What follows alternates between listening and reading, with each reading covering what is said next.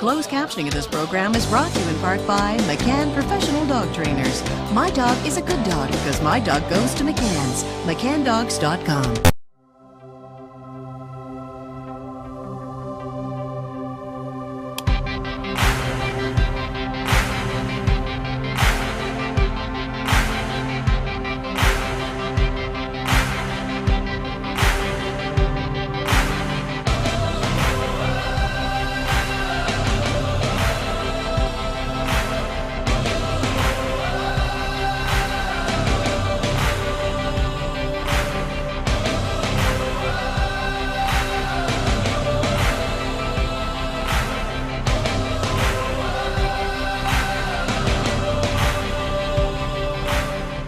Here in our training facility, we've helped more than 100,000 dog owners to overcome the same dog training challenges that you have. But tonight, we do this show for you. We want you to get involved, to ask your questions, and most importantly, we want to have some fun. So let's hop on board the training train. It's time to head on over to the train station.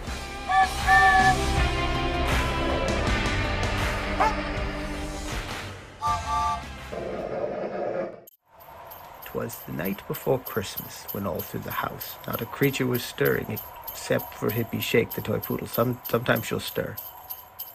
The tug toys were hung by the chimney with care, in hopes that St. Nicholas soon would be there. The dogs were nestled all snug in their beds, while visions of peanut butter kongs danced in their heads. And Kale in her kerchief and I in my cap had just sat down for a train station chat. Feliz Navidad. We need to talk about a puppy training problem that you might encounter as we get closer to the holiday season. Now we get to see and hear all kinds of puppy training problems from our in-class students as well as our online training students. And this might be the most challenging season of your puppy's life, especially if you're in the middle of trying to teach them new skills. Or maybe you've got a brand new puppy and maybe they're just coming home. Maybe they're coming home over the holiday season. Well, let me tell you, you have your work cut out for you. But if you have a plan, it's going to change everything. In tonight's show, that's exactly what we're going to talk about. Preparing you for the Christmas season. We're going to talk to you about the Christmas puppy training problem. And instead of worrying about all these challenges that we might encounter, why don't we unleash all kinds of joy this season? I'm Ken Steep. I'm Cal McCann. Welcome back to McCann Dogs. I think I may have used up all of the good puns.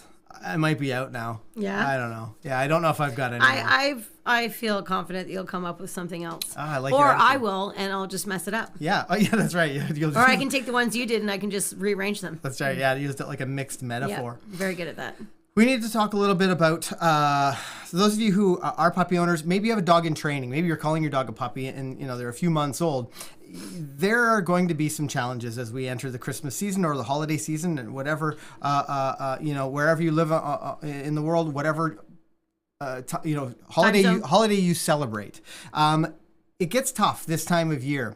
All of the changes, all of the, your schedule changes. Maybe you're having people come to your home. Maybe you're going to family homes.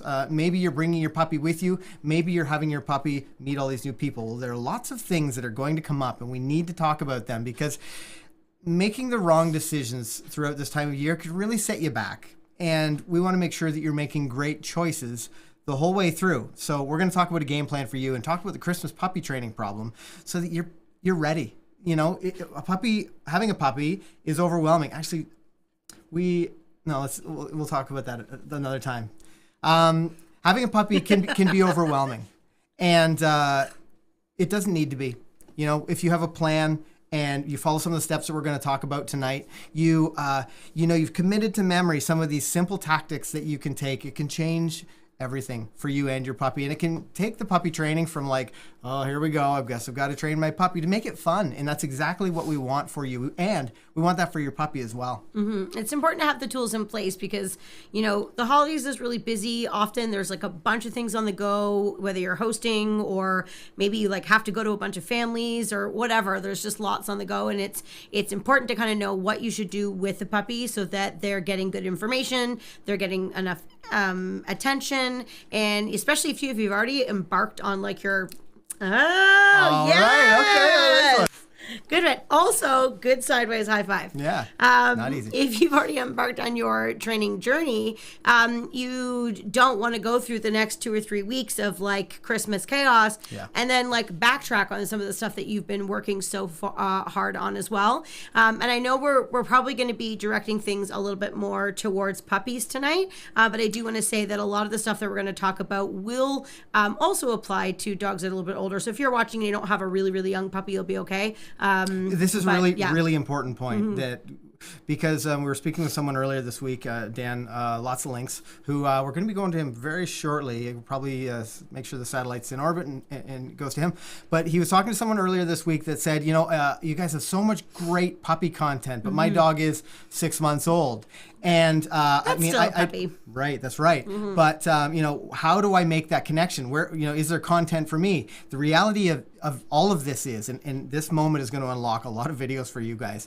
Regardless of your puppy's age, your dog's age, they might need some of these foundational training steps. Your adult dog, your older dog might need some puppy training, and actually that's something that we'll talk about in an upcoming video. But so following the steps we talk about tonight, following the steps in our first week home video is great at the 5-month mark. Some of those steps that you're going to take with response to name and improving some of those skills and working on some of that relationship building. It makes a huge difference. I see lots of new names in the chat, people that I haven't seen before, and let me know if this is your first train station. Welcome. This is you won't see more tooting in any other YouTube live stream, so get ready. I want to let me know. Drop new. Just type new in the chat if you're brand new to our train station. I can sort of shape the language a little bit and make sure that you feel comfortable and you're able to keep up with us. I know that I see lots of people. Who else I see? I see a couple of our Heart Dog supporters in green there. I see Tanya Roxborough. Who else did I see? I think I saw someone else earlier. I can't go back far enough. Welcome, Tanya. She is a Heart Dog supporter.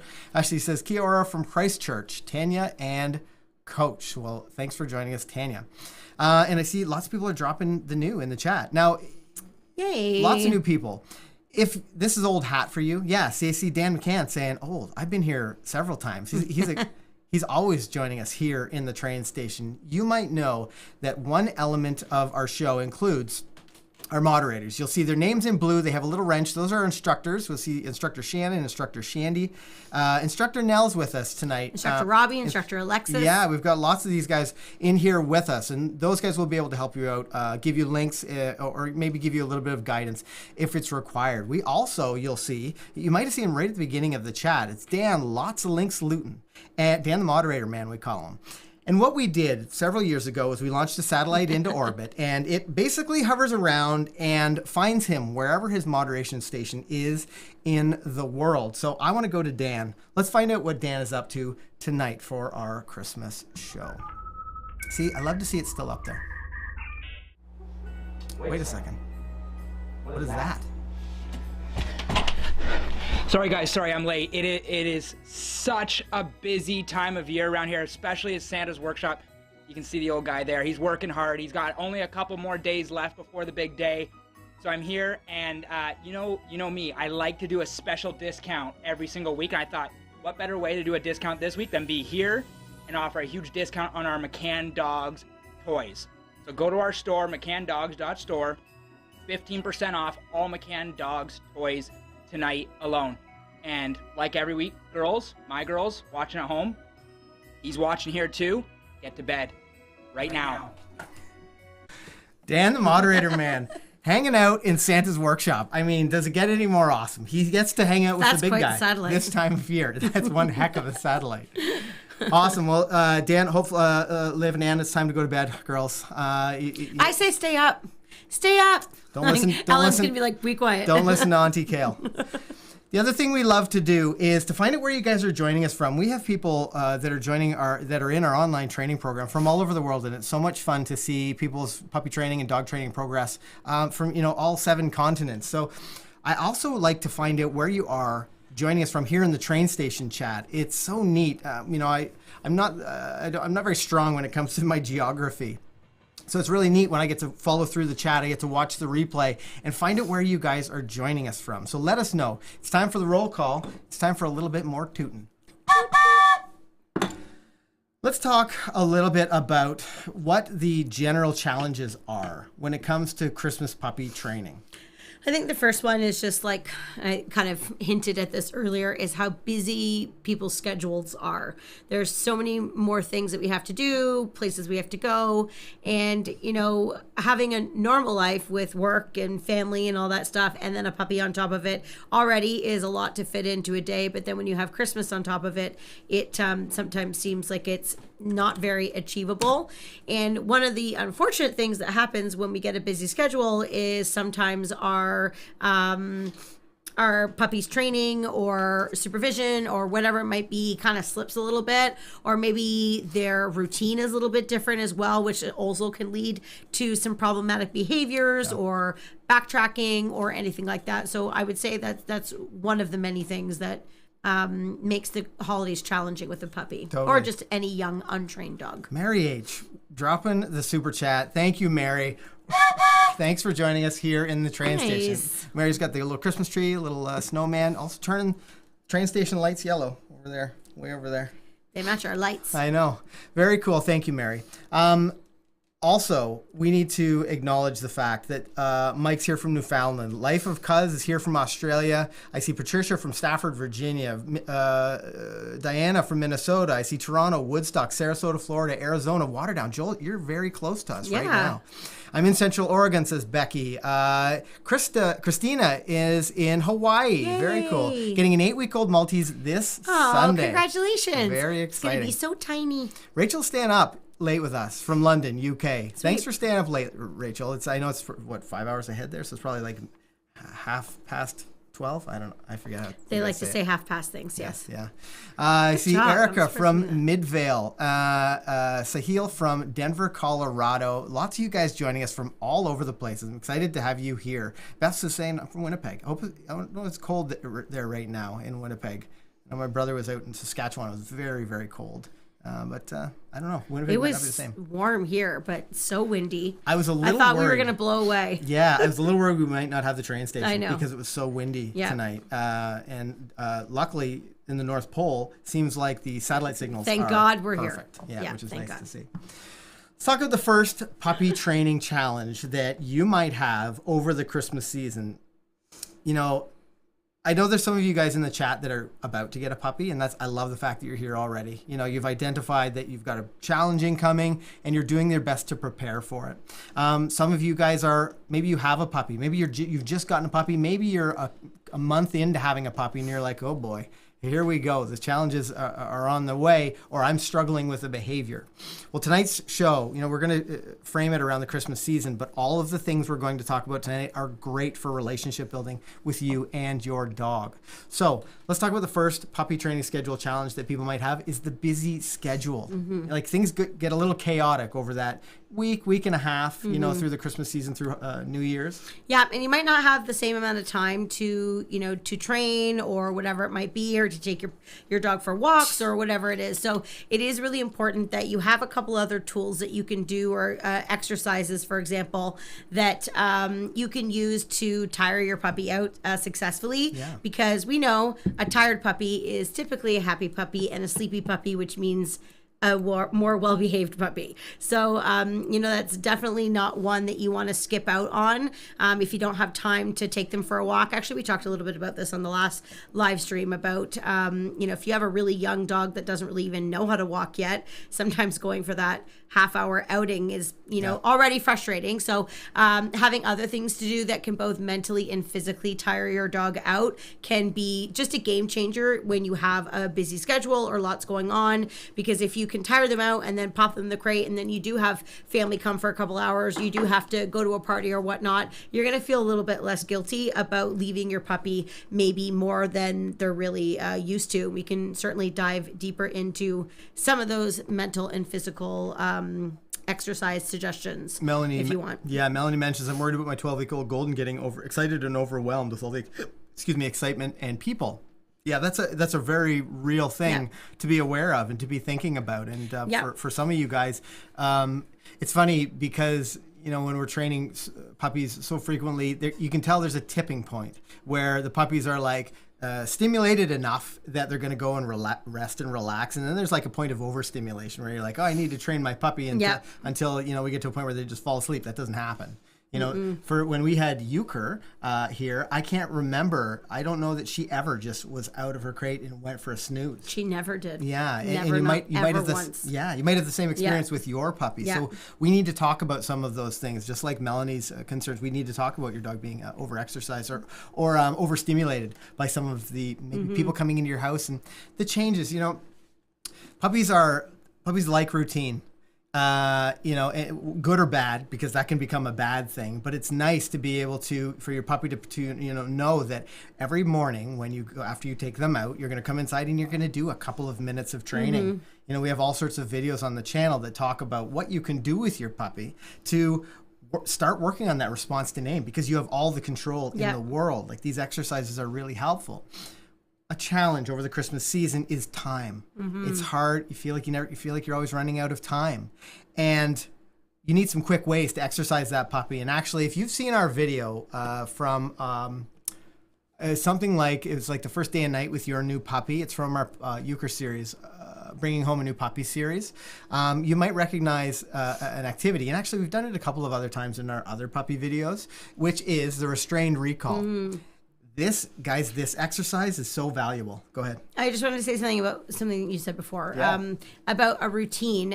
One of the things that you want to be careful about, if you are the type of person that works from home, or you have like a very normal routine that you mimic every single day, that actually isn't always a good thing. That's right. Because if Christmas comes and all of a sudden you're, out more, or things like really switch up. So just try not to get too hung up. Routine is super helpful in terms of training, things like house training and like things like that, and sort of figuring out what your dog's schedule is, like their everyday stuff. But try not to get too stuck on a specific routine, because one thing that's fabulous about dogs is that they are so adaptable. They can just kind of go with the flow, but if you sort of groom your dog to have like a very specific schedule and they expect certain things at certain times, it doesn't give you the same amount of flexibility. So you're not doing anything wrong by feeding them at slightly different times or training them at slightly different times. It's actually really good. It's actually really good. Yeah. So I just wanted to make sure we threw that out there. Totally. Yeah. This, when you're talking about that, I'm thinking about hearing questions about how do I teach my puppy to sleep through the night? And if you're, for the first couple of weeks, every single time your puppy makes a noise, you take them outside. That's not a great routine to get into. Yeah. We can deep dive into crate training. I think maybe a little bit later on we can talk about it a little bit more, but you do have to figure out what routines work for you and your puppy and what routines are not the greatest, not the kinds of things that you want. But I like the idea of being able to exercise and train really quickly. Yeah. And the restrained recall is something that we do with all of our own puppies. We do it with, puppies in training. We love this exercise. Especially if you have someone else, like a friend, family member, somebody that you can work on this with. Now, you can do this alone, and we actually have posted it in a couple of videos. But this exercise is going to teach your puppy to love running to you, to want to come towards you. Here's the beauty. Exercises their brain and their body at the same time. We need to talk a little bit more about that and how you can integrate this into your holiday schedule. Because, before we get there, wouldn't it be great to start your day, maybe do a little bit of training, get the puppy sorted, and then before family comes over or before company comes over, you do restrained recalls? Yeah. What a great way to take the edge off of that your wild and crazy little puppy. So let's jump into this. Exercise, because it's going to be helpful for you guys. So you may have seen this in some of our past videos, but this is probably one of our favorite puppy exercises to do. This hallway has trained many of puppies with us. And one of our favorite things to do is little restraint recalls to start teaching her name, or even a here command. So I've given Ken a little handful of her breakfast. I have a little handful of her breakfast as well. And we're just gonna sit on either ends of the hallway, and we're gonna call back and forth, tire her out a little bit, and have a really fun way of teaching her about coming to us. Good girl, you're gonna get so much faster at this. Good girl. So once she eats the food, I have food here, I'm just gonna hide it away. I'm just gonna turn her around. Ken's gonna try and get her attention. Ready, set, Yuki! Yay! What a good girl! Nice job, pal. Good girly. Good job. All right. Okay, and then we'll turn her around. Here, cutie. We'll turn her around. We'll do it again. Ready? Euchre, ready, set, Euchre! Oh, she's an old pro already. You can Good really see the girl. dogs pick up the pace, really get excited about hearing their name when we do exercises like this. This is just such a great way to reinforce the value of coming to their name. Girl. It's also really important when you do this. See how close we're feeding her? I'm letting her come right in. Okay, we're gonna pull Karen. Ready, set, euchre! Yay! Good girl. Now, we didn't make a big deal when she didn't respond the first time. Now, this is, the first time we've ever done this exercise with her. But the one thing I wouldn't do is call her name over and over again. The next time I need to make sure that I have a little bit more focus before I call her name and when Kale releases her. So let's try this again. Ready? Euchre! Yes, good girl. We can also sneak that little puppy sound recall in there ahead of time, since that's something that she's kind of familiar with already, because her breeder did that when they were feeding. Good girl. Wow, Missy Moo. Come on, Ken, give your best pop. Ready, pop, pop, pop, pop, pop, pop, euchre! Yay! Good girl. Wow, look at that enthusiasm here. But Okay, let's talk about that moment. So Euchre decided to leave me and go back to Kale. Because I'm squeakier. Right. Well, what did you do in that moment? You turned it into a training moment. Yeah, so she was running towards Ken. She decided to come back to me, but because she doesn't really know anything better, we just want to reward her for running to somebody when she hears something at this point. So as soon as she decided to come back towards me, I'm never going to discourage that with a young puppy. I'm always going to let her know choosing one of us is a really good thing, for sure. And just to our moderators, keep an eye out for Dominic Anthony. Dropped a $4.99 super chat. Yeah. Okay, that's got it. Excellent. Yeah, I love that. And turning like one of our mistakes, my mistake, into a training opportunity. It's such a great way to deal with some of these puppy challenges. And remember, if you don't have somebody to do this with, we have lots of examples of this on our YouTube channel where you can do this just with one person. It's no problem. It is definitely fun to have multiple family members or friends because it's just good exposure for your puppy, but it absolutely can be done with just one person. Totally. Good girl. That was fun, little girl. Good girl. So again, we're giving the puppy some crate time. She was just screaming about 2 seconds ago. And what's interesting is from the time it took us to turn the camera on versus now, she's already starting to settle. And this is what's going to start to happen as the days go on. She's going to start to get better. Now, eventually, we're not going to allow her to carry on like this, but this is still such a new learning process for her that we're just kind of letting her figure it out. Again, she's just had training. She just went on like a little walk around the outside of our property. She's, had a little play. There's no reason for her to make noise except for the fact that she just doesn't want to be in the crate. But again, once she settles, it's a great opportunity for her just to go in there and nap and learn that that's her place to kind of chill out. It's just like kids. Sometimes puppies get overtired, they get overstimulated, and then they're like kind of crabby for a little bit. And then they sort of settle, and she's literally almost asleep now. So you just have to persevere, and it gets better much faster than you really realize. You just have to use the crate and not worry about the screaming. So I left that in because I think it's such an important point, and I think it's something that these guys might be encountering over the course of the holidays. Yeah, and I also think that it's not uncommon for you to, say, for example, you do exercise your puppy or you do something with your puppy and you go from interacting with them and having all of this fun and doing all these things, when they're young, and then you put them in their crate and they make noise and you think, well, gosh, I just spent all this time with you. Like, why aren't you being quiet? And remember, puppies, they don't necessarily just go from one moment to the next with like the greatest of ease. As they get older, they do. So in that case, with that puppy, she had just done all the stuff with me. I put her in the crate and she was like, hey, like, aren't we still doing stuff? And she needed just a minute to actually recognize, I am tired. I'm happy to go to sleep. So don't be worried if it takes a few moments for your dog to settle. And then it is important. I think sometimes people feel like they actually have to entertain their dogs too much. 100%. And then what happens is, without even meaning to, you end up building a tolerance in your puppy. And now you have a puppy that requires all of this stuff all day long. So puppies, the best way to do stuff with them is to do very high quality focus, training, exercise, that type of thing, and then put them away for a couple hours, and then bring them back out and do some stuff, and then put them away for a couple hours. And then what happens is when they're out and they're doing stuff, part of that needs to be teaching them about how to behave in your home, how to make good choices. And then over time, they learn how to make good choices a little bit more independently, which leads to having less and less crate time, as the dog gets better. So the whole crate thing, people get they're Well, they're worried about, they have Upset crate about guilt. it. Yeah, they have crate guilt. I was going to say a saying that is not appropriate for live stream. Well, they have crate guilt, and Yeah. they're not sure like how much is reasonable to let my puppy in, Yeah. or how often should they be out. Well, Yeah. it's about quality of time, the quality, not the quantity of Yeah. time out, and that your puppy really. It's funny because people, when they get that, when they start to know how much exercise and training and like engagement their puppy needs. They have a puppy who just goes and lies down in their crate. They just go for a quick Yeah. snooze because they're ready for it. They're tired. So things like playing tug. Tug is a great game to play with your young dog and to work on your out. Doing trick training. Everybody overlooks trick training. People think like, oh, why would I want my dog to wave? It's not about the utility of the It's skill. about making your puppy use their brain and get tired.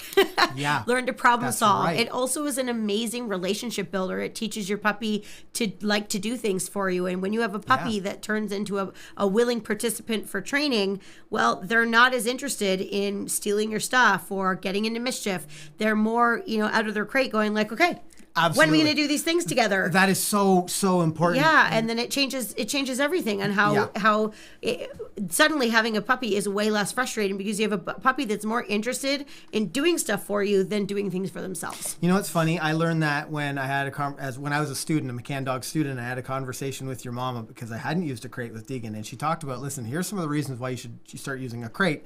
I started using a crate, and that's the behaviors I started to see. Yeah. Your dog's All like, of a sudden, the dog knows you're alive. that's what they're engaged with you. Every time they come out of their crate, you do something great with them. So guess what happens? They start to look to you for information. They start to look for you for, engagement, activity.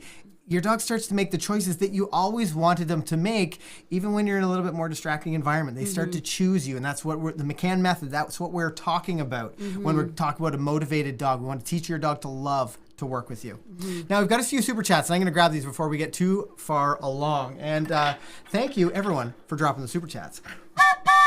So, first question is from Erica Anderson. Erica asks, I think Erica's a student. Pumpkin is 7 months and she goes to the washroom on the grass outside my apartment. It recently snowed and the snowbanks are much higher than her 12 inches. The grass is completely covered. Help! So let's talk about a different location or how she can get Pumpkin used to going in a different spot. Yeah, she is a very small breed Pumpkin. Most dogs can transfer from grass to snow without many issues. In fact, sometimes if you have a puppy that is born in snow and then grass comes and now there's no snow in sight, they're like, oh gosh, what am I supposed to do? Yeah. So it can work in reverse. Well, that's an important thing to remember. Yeah, if you do get a puppy that's only exposed to snow and then it switches, for sure that can change. But in terms of the snowbanks being higher, it just sort of is what it is. They learn to kind of figure it out. Find a more level place for her to go to the bathroom. I know when we have smaller dogs in our Hippie back Shake. area, Hippie Shake, we have a poodle. We'll just like take the shovel and we'll make like paths for her to go into, but she just sort of figures it out. She climbs on top. She's got a nice big coat. I bought her a coat that has long, so it covers all four of her legs so that she doesn't get covered in snowballs. And they just sort of figure it out. Well, and the other thing to remember is that, as Kayla was talking about, the environment's changing. So you might have to go back to step one. So that might be something like taking a Pumpkin out and not moving. Not letting her get distracted by all the sights and smells and sounds and things until she finally goes. We have a video on the channel that talks about making sure your leash is on her and moving her away from those distractions and, figuring out what it's going to take for her to start going. But these changes, we don't think, dogs don't generalize well. So we just see like, oh, there's snow on the ground at the exact same place we were yesterday. But your dog sees an entirely different picture with new sights and smells and sounds and things. So it's harder for her to actually go. So keep that in mind for any of you guys as we roll into the winter season. If you have snow that's falling, your puppy's never seen snow before, so you might have to go back to the ground floor when it comes to potty training outside to get them to go. Mm-hmm. I know that sound. That's Santa? the big guy. Santa! Oh, thanks, big fella. Oh, my goodness. Thank you, Santa. Thank you for joining us here in the train station. Sweet, Santa. Very nice. A little reminder, Santa wanted is to my drop. favorite toy. It is, and the dogs absolutely love it. I was actually talking to one of our instructors the other day that said that her dog was like just crazy about the fuzzy tongue. I mean, it's got fuzz and ball on That's it. right, What yeah. could be better? Yeah, and this glows in the dark. It does. So yeah, if you're training at night or whatever. But yeah, 15% off. Dan, the moderator man, dropped a link in the chat at some point. You go to mccandogs.store and enter the code train ticket, I think is. They come is in what he's small mentioned. ball size too, if you have a smaller breed. And this is our puppy tug.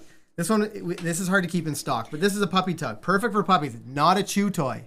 No. This is an interactive play toy, not a chew toy. This is really good for that restraint recall that we talked to you Totally. about before. That's a good point, yeah. One person can hold your puppy, the other person can dangle this. And what's awesome is it's 4 feet long, so you don't have to bend over. Yeah. You just let it drag along the ground behind you, and the puppies just think it's the best thing ever. And it's really soft. And it's which so is very soft, so nice. easy for little puppy mouths to grab of any size of dog. Teresa West with a 1999 super sticker. Thank you, Teresa.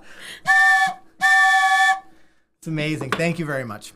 Ellen, we just did Erica's. Okay, let's go to Kilara. And Kilara asks, can't wait to contact you for some training in the new year with my SD Prospect. Thank you for all your videos and online content. Well, that's really nice. Thank you, Kilara. I'm glad you're enjoying the channel. Glad you're here to hang out with us. And I'm looking forward to you joining us in the new year where you get to hang out with us more than just every second Thursday here in the train station. That's awesome. Ellen Lerner asks, advice for preparing our dog sitter. Love this question. Dog sitter who will be staying in our home for 1 week, caring for our 2-year-old rescue who's been with us for only 7 months. Great question. Really good. So let's talk a little bit about the information that's important to pass along to the dog sitter. Yeah, this can be a tricky situation, but it's something that's easy to be prepared for, which is great. I would definitely recommend that you have some specific like instructions and things for them to follow. I know when we have people looking after our dogs, even if it's people that are my friends and I know and I trust, I send a list of instructions. I usually have like the food separated into little baggies. That's I'm nice probably to do. a little bit over the top, but it I just think makes it's a it good really idea. easy for the person to feed them, know exactly what to do. And then the other thing that might not be a bad idea, and you may have done this already, but I think it's worth saying, is make sure that you have the dog sitter come over and interact with the dog and sort of hang out with the dog in the home while you're there, because it can be a little bit alarming if all of a sudden you go and maybe somebody that they're not super familiar with is all of a sudden there taking care of them. For some dogs that can be a little bit a little bit alarming. So if it's somebody that your dog already knows, that could be a super easy transition. If it's somebody that your dog doesn't know, maybe just schedule like a couple times where you can all go on a walk together. Maybe let them walk your dog while you're beside, just to make sure that the dog's behavior is going to be similar to when you're doing stuff with the dog. And if you suspect that the dog maybe isn't going to listen to this new person as well, they just might need to have a bit of a different week. Maybe there's going to be certain places or certain times of the day that you're going to ask them to avoid, just to make sure you're not putting the dog in a scenario where there could be anything wrong. Maybe leave them a list of commands so that they're using the same things. Just try to set it up to be as easy and smooth as possible, so both the dog's comfortable and of course the person that's taking care of your dog. So Ellen, take care of Bob. And we can actually probably talk a little bit more about this in part of the life skills program with her. Yeah. Totally. We need to answer Dominic. I apologize, Dominic. We missed your question just moments ago, but we're getting to it now. Dominic, thank you for the super chat. My Pharaoh Hound and I just went for our first confirmation show. She was doing great until the exam. She's shy when people want to touch her. What do you recommend to get her used to people touching her? Great question. Really good. Let's talk about that. I'm going to give you a general comment, but to be perfectly honest, this is very dog specific because dogs will range in comfort level towards people. And if they're really, really worried, this is something that I would suggest that you work with, a dog trainer with, so that you can figure out what the pace for your dog is going to be best. But generally speaking, if you have a dog that's a bit worried, you want to make sure that that dog's not being put in a situation where they feel like they don't have an out. And at a conformation show, it's very common for people to come and stand over top of the dog or get into their space. And for some dogs, if they're lacking confidence or a little bit worried, that can be super intimidating.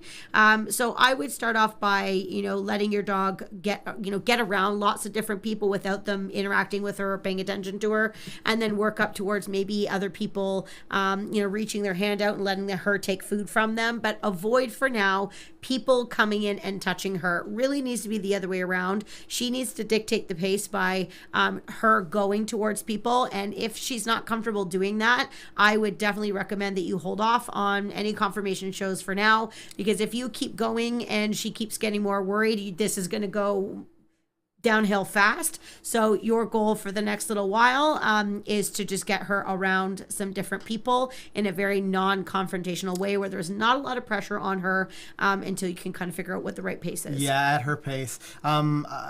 This is tough for a lot of people, especially dog sports people, who want to trial, who want to get involved. And what the best thing for the dog is to actually pull back from rehearsing the stuff that you don't like. And this is a great example. So Dominic, we wish you the best with that situation, and sort of figure things out at your dog's pace. Yep, it takes time. Yeah. Norma Nelson dropping the super chat.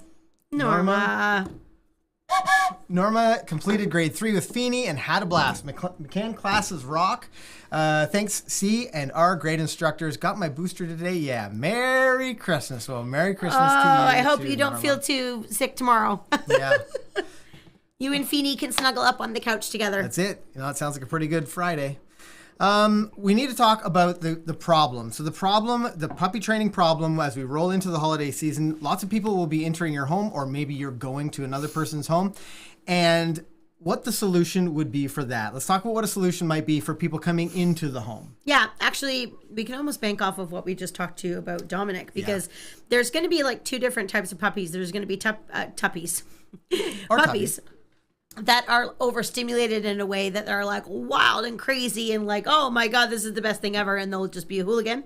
And then there's going to be other puppies that are going to be like, whoa, there's people in my space. This is overwhelming. And they're going to kind of retract a little bit, which it might be what Dominic's dog might be more prone to do. And neither one is really better than the other. It just means that the dogs are a little bit different, and how you deal with those dogs is going to be a little bit different as well. So if you're dealing with a dog that's going to be a little bit apprehensive and they're going to kind of back off a little bit, try not to force it. It might be that your puppy needs to be in a really safe place when people come into the house. One of the tactics we do, regardless of whether we have a boisterous puppy or maybe an apprehensive one, is when people are first coming into the house, our puppies will be in the crate so that we can get people in. Yeah. The puppy can kind of see the people come in, they get the smells, and then once, you know how busy things are when people first come in the house, like there's just stuff happening everywhere. Hey, how's it going? Oh, take the bag here, get your coat. So many things, and then who knows what the puppy's doing at that moment. Probably nothing good.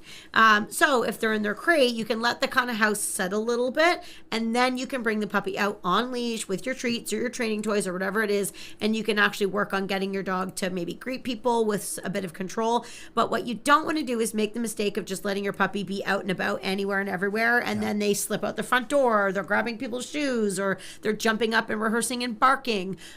We're trying not to put our puppies in a situation where they can fail. We're trying to put them in a situation where it's easier for them to make choices based on how we handle them. And then the same thing happens with a really excitable dog as well. Giving them something else to do when people come over, whether they're in their crate or out. Maybe you give them like a really high value bone that they can chew on for a little bit, or their favorite toy, or have them lie on a bed, or something that gives them a job so they're not just out and about doing their own thing. And if you've exercised them earlier in the night, just pop them in the crate and have yourself a nice evening, and don't worry about the dog. Have yourself a very Merry Christmas. Okay, I knew you were going to do that. I knew it. We're married. She gets to hear the songs all the time. So annoying. And if it's a case of going to other people's houses, first off, ask if it's okay. Yeah, I think that's an important question. Don't just assume that you can take your dog places. And also, if you take your puppy to someone else's home, be respectful in how you set the puppy up. There's been lots of times where for whatever reason, I often get new puppies around this time of year. I don't know why it happens. And so lots of times when I have to go places, the puppy's too young to leave at home. And so I'll say, hey, can I bring my new puppy? And when I do that, I bring my crate, I bring my house line, I bring all of my things. I find a quiet room in the house and I let the puppy out for a pee when I get there. Puppy goes in the crate in the spare bedroom or whatever it is. And that's where they hang out for the night. And I'll slip out of the party and take the puppy out, maybe let them come and greet a little bit. And then back in the crate they go. So they're not just going to, this new house and wreaking havoc, especially too, like if that household has other dogs, has a lot of kids, you just want to make sure that you, are setting the puppy up to make good choices by having all of your control items in place. For sure, yeah. Using something like a crate can be so advantageous throughout the entire holiday season. But the most important part is during that, even to remove the puppy from a situation. My ears are still ringing from your singing. Jingle bells, jingle bells, jingle all the way. I'm thinking about how important it is to supervise your puppy. I was just going through my sort of seeing the evolution of a puppy being, because I've brought puppies to Christmas parties when I was younger. With Deegan, for example, I went to my sister's house for Christmas, and I remember like looking back on it like, boy, she was fine, but she might not have been. It's so important. I'm thinking about two things. Number one, supervise your puppy 100% of the time they're out of their crate. They're most likely to make a bad choice in this new environment with all this stimulation. So keep an eye on them. Anytime they're not in their kennel, you need to have your eyes on them, or someone needs to be supervising your puppy. Number two, what a great opportunity to coach some kids. Maybe you got kids in your family, coach kids. Kids are always like, oh, puppy, I'm going to pick them up and hug them.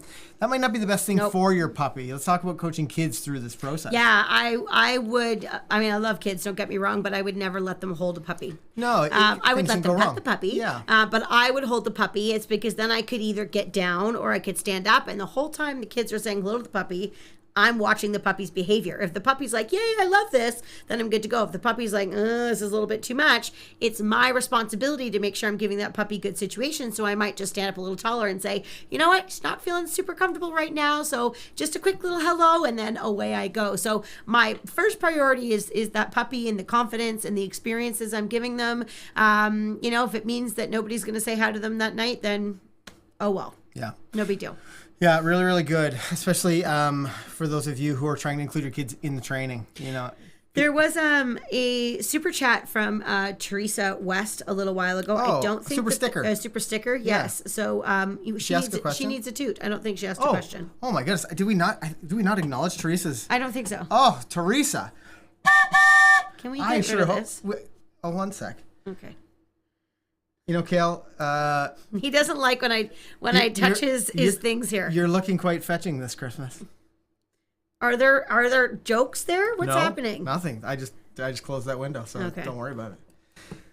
I think we did acknowledge Teresa's. Okay. Well, we're acknowledging it again, Teresa. We really do appreciate it. Because it's Christmas and we think you deserve double acknowledgement. Absolutely. I saw several people in the chat saying that they're looking forward to a live stream of Ken's greatest hits. I also saw someone mention a duet. No better time than at 8:13 on Thursday during the train station. Are you ready? No, I'm not. Chestnuts roasting on an open fire. Why do you put your head down like this? I feel like I can go lower that way. Jack Frost nipping at your nose. Okay, people are gonna leave the stream now. Hey, this is Christmas show. It's also our last show of season 4, the last show of 2021. That I am the one who actually sings and you are not. She's a great singer, by the way. Really I'm not going to demonstrate on live stream. You should. So. New sights, sounds, smells, tree ornaments, your puppy getting into the presents. This is going to be a challenge, but it's also, many distractions. We're making it seem like it's all doom and gloom, but these are all, as dog trainers, we see these things as opportunities. It's dumb and fun. It's opportunities for training. Let's talk about some of the things, because there's maybe there's all sorts of ornaments out, like these smelly Christmas candles, all these things. Those things can be pretty overwhelming for your dog, and definitely very interesting if they're at chewing height.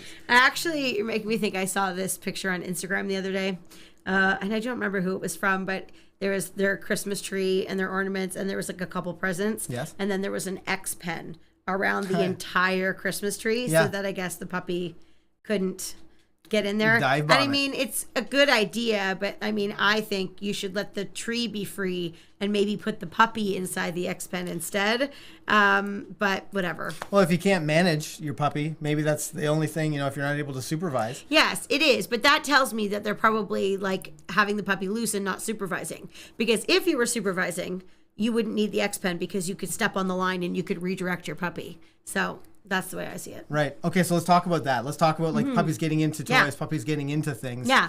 And actually, I shouldn't just assume you all know what I mean by house line. Those of you who take classes with us, you know what a house line means because we talk about it incessantly. Yeah. But basically what we mean by a house line is that when your puppy is learning to be free in your house, they're never really free at first. We always have some type of leash or line or something attached to their collar so that we always have something that we can grab or step on or hold if our puppies decide to get into mischief. And this is going to be something that is likely to happen when your Christmas tree's up and there's, Christmas chocolate everywhere and like all of these distractions. So it's really important that when your puppy is sort of out and about and they have this little long line hanging up behind them, if they get into something, they start air scenting, they start getting into mischief, you can step on the line and then you can redirect them. And why is putting a line on better than grabbing the actual puppy?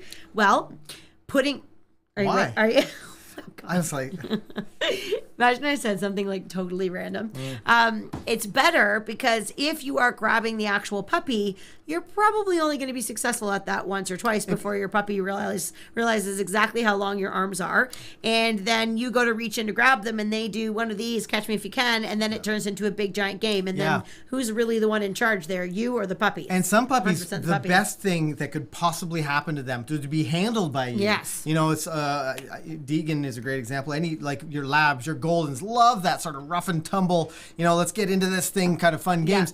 That's the last thing you don't want to be inadvertently rewarding it's your just dog rewarding. for behavior you don't want them to do. Yeah. So using that house line can be really beneficial. Again, management with the crate is also super helpful. When you can't supervise, you're going to have some management with the crate. Yeah. Yeah. What's up? I'm laughing at our dear friend Dan and what he's putting in the chat. Okay. So, I think, is that enough on the house line? I think so. Yeah, probably. Let's talk about some impulse control exercises. I think maybe we can even show one. Yeah, definitely. Because then we can head on over to the train station. Before we do that, we need Rachel McIntyre. Drop in the super chat. Thank you, Rachel, for your super chat. Rachel asks, That's a good question.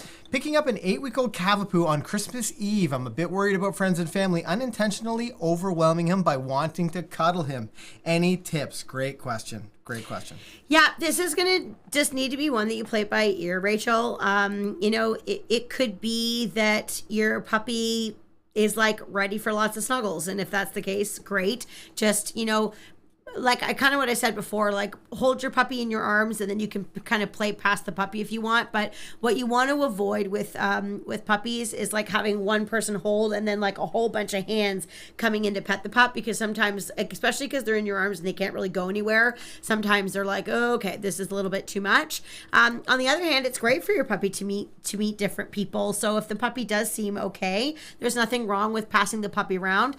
With a puppy of that size, like a Cavapoo, because it's going to be very small, I would definitely suggest having people hold the puppy versus having the puppy on the ground to pet. That might be a recommendation I would say for a larger breed puppy. But for you with a smaller breed, I would keep the puppy up in your arms or in their arms. I think that the puppy will feel a little bit more safe.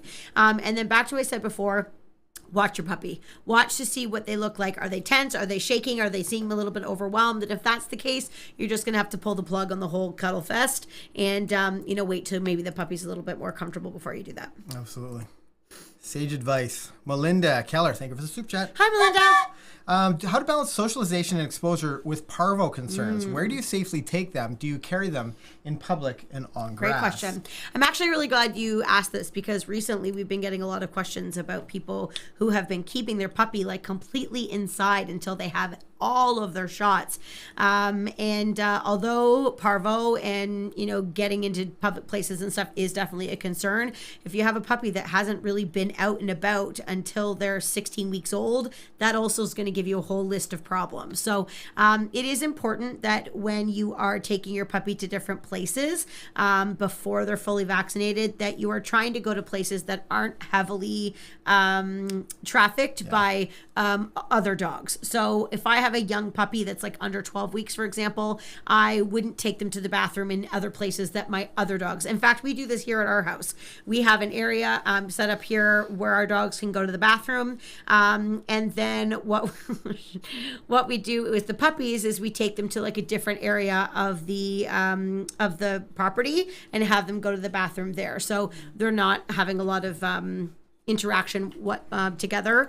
You do a lot of carrying them when they're little, that's for sure, but definite concern. And where do you safely take them? Just try to find the places that aren't heavily populated by other people, and specifically and talk to dogs. your vet. Your vet will probably have some sense of how common it is in your area. Certainly, they're going to warn against all kinds of whatever sort of vaccination and immunizations that you need, but they're also going to be able to tell you, like, these are some of the places that I would definitely avoid. Yeah, I'm not going to go against vets, but also remember, some vets will say don't take them outside until they're like fully vaccinated and 16 weeks old. I could not disagree with that more. I think you just have to be very careful about where you take them, but they need to be out and about and see things. But you just don't want to overdo it.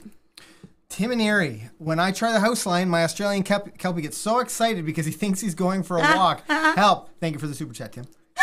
That's fun. Yeah. So we need to talk a little bit about getting your puppy used to wearing the house line. Yeah. And probably the most common thing I see or hear from people is that my puppy thinks it's a chew toy. And they would, because we need to teach them that it's not. Yeah, they always do. Whenever it's almost like when you first put a collar on the puppy, they just scratch and scratch and scratch and scratch, and then you put a house line on the puppy, and they just think it's the most wonderful thing ever. So just be careful. Just know that that's a really normal thing. When the house line is legit on all of the time, when they're out of their crate, the novelty wears off very quickly. Yeah. The other thing that they'll start to recognize is dogs are super smart. They can associate certain pieces of equipment with certain activities. So like a certain leash can mean going for a walk. A house line just means like hanging out in the house. Obviously it takes time for the puppy to be able to put two and two together. But just make sure that you put the house line on and you're using it religiously, and then switch it out for you're not going to walk your dog on a house line, walk your dog on a proper leash. This just needs to be an old leash that can get beat up and dirty and used all of the time. Yeah, it's such a handy little tool. Now we have to acknowledge maybe one of our biggest fans, Ben Blake, with a $50 I don't think that he's super a good fan chat. Ben, after I made you that great breakfast this morning, this is what you do to me. What did you do? $50 super chat. Thanks for a great year train station. It is great, but do you know why he did that? No. It's because Smarty Pants, Dan the Man, said that if somebody does a super chat over $30, that we'll do a duet. As we should. It's about time. Thank you, Ben, though. That's very kind. Very, very nice. I'm Thank just you very kidding. much, Ben. We do love you. So, what are we singing? We're not. Silver bell. Have I sang that one already? Like 5 times. Okay. Does it have to be a Christmas song? Does it have to be? It's the Christmas show. Look at these lights. Do you think it has to be? Look at behind you. Wow, your voice just went so high. If you lean over just a little lights. bit. Move over. Look at those lights back there. That means Christmas. And you know what else that means? Jingle bells, jingle all the way. Oh, what fun it is. This is a duet. I thought it was a duet. I'm duetting by looking at you and smiling. It's not working. Oh. Well, thank you, Ben, for the super chat. I hate singing on the spot. It makes me very uncomfortable. We need to talk about these opportunities. Working on, we did mention that there will be lots of people coming into your home, that it might be challenging because there are so many new distractions for your puppy, but it's a great opportunity as well when we talk about training. If you've seen enough videos on our channel, you might recognize something we talk about as the training target. And I've actually got a clip from a video that I think will help you. When you understand how this works, and again, I'm going to show you a demonstration. It's going to be outside. The exact same thing applies inside your home as you gauge the distance that your dog can be successful. But I really wanted to go to this because this is what's up. Nothing. Oh, I really wanted to go to this because it's a good opportunity for you to work on some of your sit in control position, maintain that 4 on the floor for your puppy as you're bringing family, friends into the house, as you're going to these new places. When you recognize these moments in your training and you apply this idea of the training target, you can apply it anywhere. It's going to really set you up to be successful, and that's absolutely what we want with the McCann method. We want you to set your dog up to be successful first. So let's take a look at this video because I think it's going to be helpful for those. I want to introduce to you the concept of a training target, so you know what a target looks like. I want you to think about those different areas as different thresholds that you can use with your dog to make things either easier or more challenging as your dog's training progresses. So if you look at the biggest circle on a target, it's usually the easiest one to achieve. It's going to be the same thing with your dog training. If you're working with your dog around other people, think about having those people stay in the biggest area of the target, the furthest away from your dog, in order for your puppy to be successful. Now, if they're at a distance and your dog is able to sit on a loose leash, they're able to check in with you, they're able to be attentive, you can then have that person close into the middle part of that target. They can come in a little bit closer. And this is where really. Now, this doesn't have to be, we're using we're outside and we're about, 10 feet apart, let's say. But these same steps apply in your kitchen, in your living room. Maybe the front door, people come in, if maybe you've got like a single story or there's a way, that you can approach the front door. Maybe you're in the kitchen with your puppy and you're slowly moving towards that person at the front door as they've just come in your home. What a great opportunity to teach your puppy to, show some self-control in a situation with a great distraction. I think people need to remember that, distance is your friend when you're puppy training and dog training. So, it's going to be natural to want to go right up to the person that's coming in the door or, whatever it might be. But, the closer you are to the people, the harder it is for your puppy to maintain self-control. So, distance is definitely going to be on your side, and find a distance that your puppy can be successful at, and then practice that. And then as they get better, then start to move closer until eventually your puppy can go right up to people to say hello without losing their brains. Where you're going to need to work your butt off. Now, it doesn't all need to be perfect. It's okay if somebody starts to get close and your dog makes an error, but what you do about that error is going to make all of the difference. Let's talk first step. So you're out for a walk with your dog happens to see somebody at a distance. You can kind of tell they're going to come in to want to say hello to your dog. What's the first thing that you should do? Well, the first thing you need to do is get your dog's attention before they get locked on to that distraction. So I might interrupt her, I might use a bit of food. Hey, pup, what's this? Hey, hi, what's this? And I might lure her into my side and go to a control exercise that she's been working on. So she understands that when she's sitting at my side, yes, that she needs to remain in that position, even though there's distractions around. So this is the position you're going to get your dog in when you're in the living room. When you've got distance, maybe you get your family friends to call, send a message. Hey, we're just about to show up. We're just about to. And, hey, I've unlocked the door. I've actually give me 2 minutes, and I'll get my puppy ready for this training session. Yeah. It's a great opportunity for you. And it's even smarter if you do this not at Christmas time. Yes, you have totally X amount of days. Totally, yeah, all year 10 round. days to practice. That's a really good before point. people come, so that the first time that you're doing this isn't, when you do have 13 people about to show up to your house, do it. Ken and I do this with just each other. Like, he'll go outside and I'll have the puppy sit at my side, and then I'll go outside and he'll have the puppy. So they experience that situation multiple times. So by the time you actually have to do it for realsy, it's not that surprising. Yeah. An obedience skill that we drill into them when they're young to help teach emotional control. So my dog's in the control position, and as that person approaches, I'm just going to say, hey, how's it going? Just hold on, wait there 1 second. I'm just going to instruct them to just sort of stop at a distance. Baby euchre. Good girl. Okay, come a little closer. So this is these steps precisely are that's your family or friends coming in the front door. Maybe they've got their shoes off now. Now they can come a little closer. Hey, just hold on 1 second, and then you can reward your dog for remaining in position. Yes, good This girl. was really hard for Euchre, so you'll notice I'm feeding her a lot. Now, eventually we work towards me not having to give her any treats during this exercise, but she's still very young in these videos. She's probably only like 5 or 6 months old, and so you'll notice that I'm rewarding very, very frequently to help her be successful. Sit, yes. And my focus is going to be more on the dog and less on the person. Now, if I see that if she's over distracted and she can't hold that sit, I'm just going to ditch the food and I'm just you're like melting. Sit, good girly. I'm going to place her back into that sitting position. And once she's on a loose leash, there's my Pupperoonie. I'm going to yes and reward once again. Okay, you can come in and try again. Sit, yes. Now, if she's able to hold the sit as that person gets close, I can then say, all right, you can pet her. Good girl. Oops. Oopsie. So I want. And this part is probably going to happen to your dog. It's so common and very likely. But what you do next is the most important part. So listen, pay attention to this next part. I want her to maintain that sit, even though she's being patted. So she gets up, the opportunity to be patted sort of is not on the table anymore. Try again. Yes, good girl. Yes, good girl.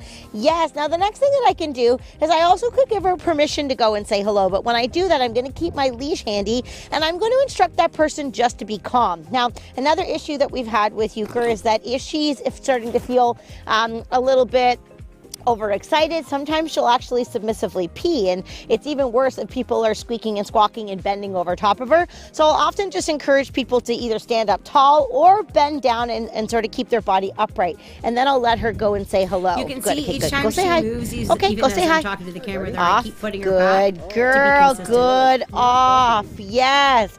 So good girl, yes. Now you don't necessarily have to food reward your dog in this moment. Yes, she took the food there, but she could really care less. What she really wants is.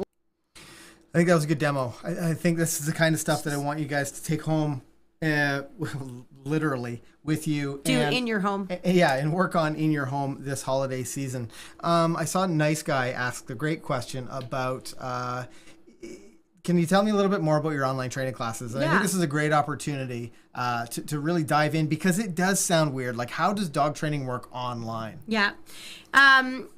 Yeah, a lot of people want to know whether it's going to be just as effective as going to in-person classes. And with our online classes, we try our best to make sure that you have a ton of support. We don't want it just to be a bunch of like videos that you watch and then train like completely on your own. One thing that's nice about going to classes in person is you get instructors helping you and showing you.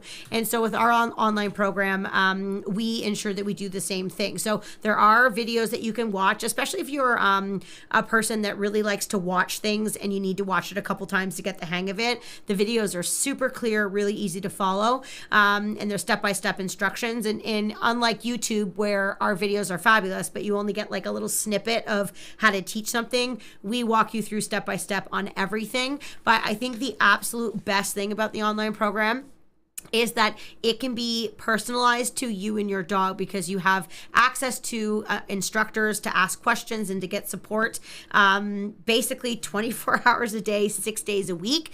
So regardless of where you live, if you're in a different country, there's always tons of support. You know, instructors will review videos, you can ask questions at any time of the day. If you're out the park training and it's like, this isn't going well, send us a quick text or whatever, and we can in the support group, and we can help. You also get to watch the journey of other people that are in the program, which helps immensely. So often something that you're having a problem with, like literally 50 other people in the program are having the exact same problem with.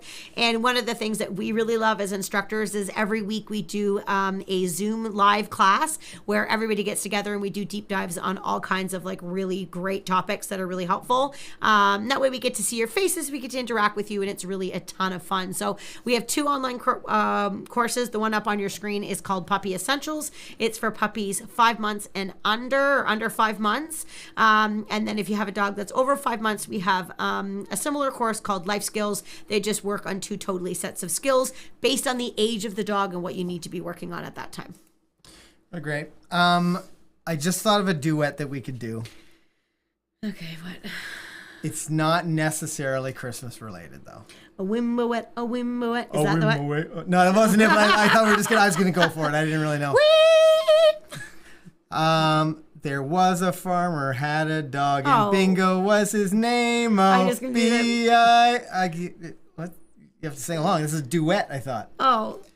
Well, more importantly, we actually have a bingo program or a bingo card for you guys. I didn't even get the segue. We've talked about totally it in our missed Instagram and on our Facebook. Yes. Kayla, let's talk a little bit about our bingo challenge. Yes, we're doing this super fun thing over the holidays to just inspire you guys to train and have some fun things to do. So if you check out our Instagram channel or page, or even on our Facebook, you can see there's a whole bunch of exercises that you guys can do over the Christmas to work on strengthening your skills. We want you to take pictures or take a video and start marking off on your bingo card what tasks you've completed, and then you need to upload it to social media if you want. Make sure you tag us. Or we actually have a fabulous Facebook group called McCann Dogs Training Tips, and you can post it in the comments below the post, and that way other people can see all the stuff that you've been working on, and we want to see if anybody can fill up their card. Absolutely. There's some easy ones in there, and then there's some tricky ones in there. Yeah, which is the fun of dog Yeah. training. It's makes things interesting. Absolutely. We need to talk about a few unique holiday dangers that I want you guys to be aware of. This wouldn't be a full show if we didn't also make sure that you were just in the right frame of thinking about some of the unusual, dangers that you might encounter. We actually, instructor Shannon, who you'll see in the chat, made this little holiday dog dangers and things that you need to be aware of. So chocolate, dark chocolate, sugar-free candy are extremely toxic, especially the xylitol in sugar-free candy. Alcohol, obviously, ingredients such as grapes and sugars are toxic to dogs. Decorations, that's a pretty obvious one. You've got to be careful about your dog having freedom or having access to decorations if you aren't sure.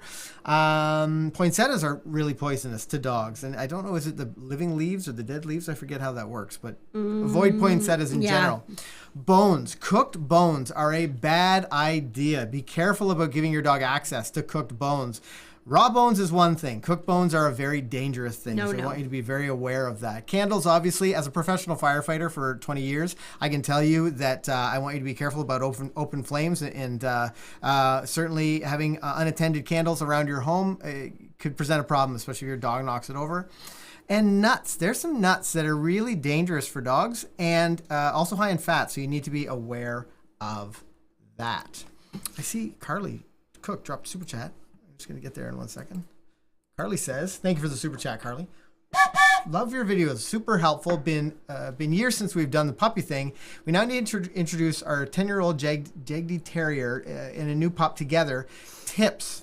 Okay, we've talked about this a couple of times, introducing puppies to other dogs in the household. We actually have whole YouTube videos on this as well. Yeah, but I think there are a couple of points that we can probably summarize for Carly. Number one, most important thing is that you do not want to allow your puppy to bug the older dog. I think sometimes we get a puppy and we think they're going to be friends, the best of friends, and it's going to be like this amazing relationship.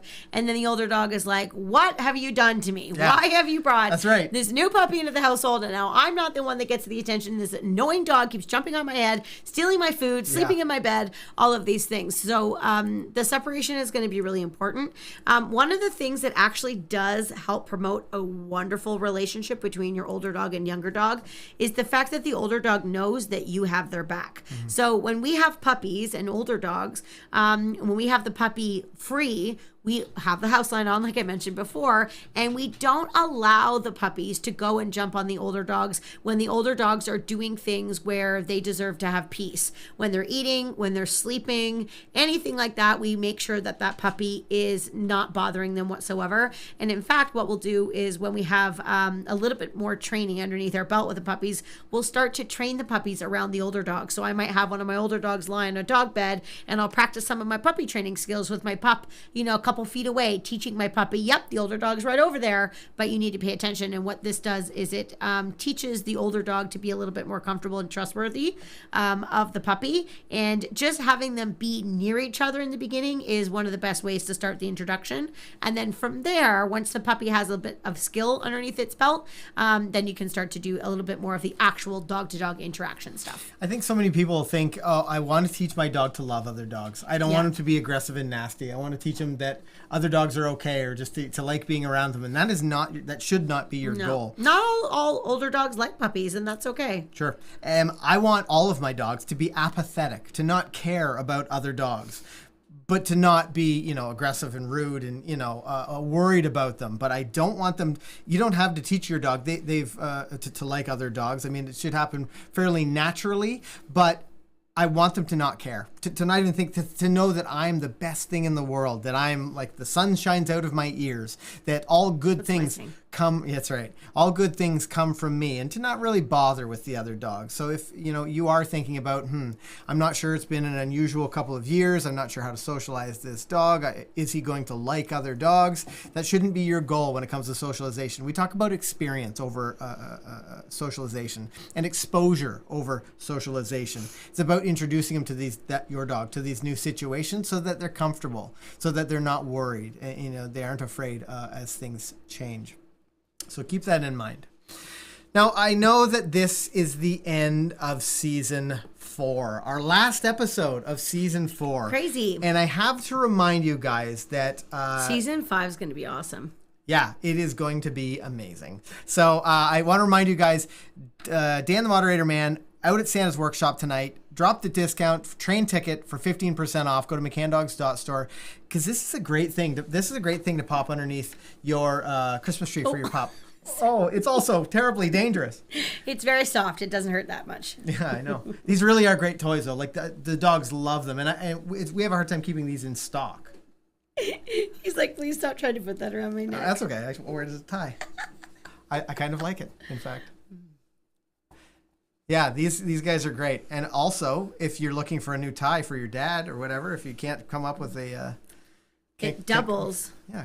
Did you just tie it into a tie that fast? Well, I don't think it's really a Windsor knot. But yeah, I'm not sure. It's actually very impressive. Yeah.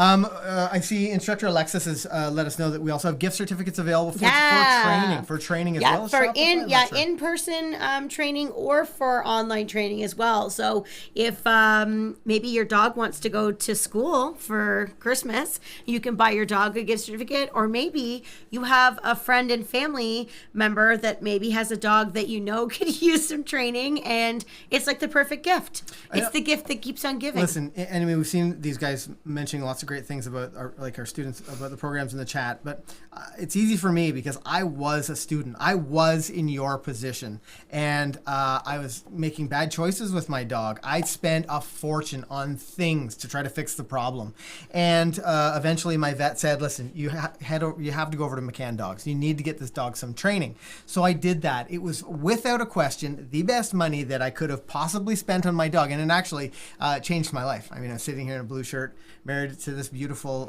lady over here. To Cal McCann. Right.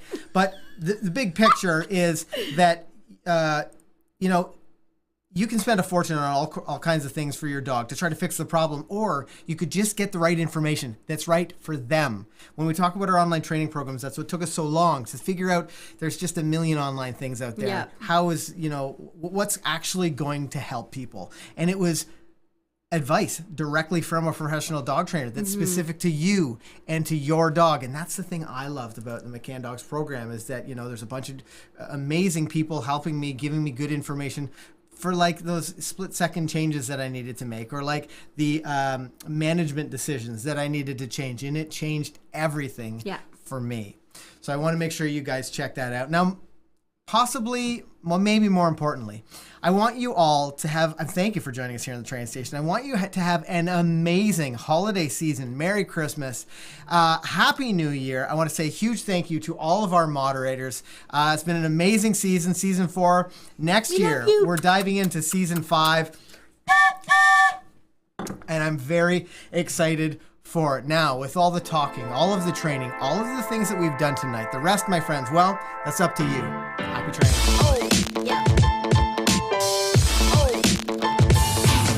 We do these live streams to educate you, but more importantly, to motivate you. You can have the dog that you've always wanted, but it's just going to take you a little bit of work.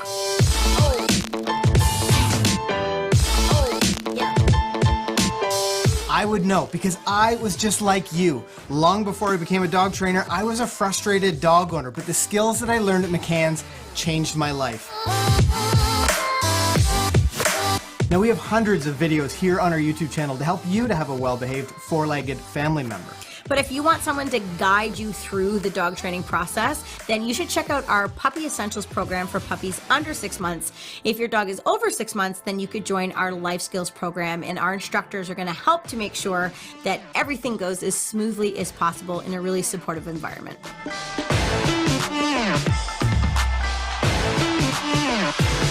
Now, all of the knowledge about dog training in the world won't help you to be successful unless you get up and you start training. The real question is, what are you going to train next? Happy training. All I want for Christmas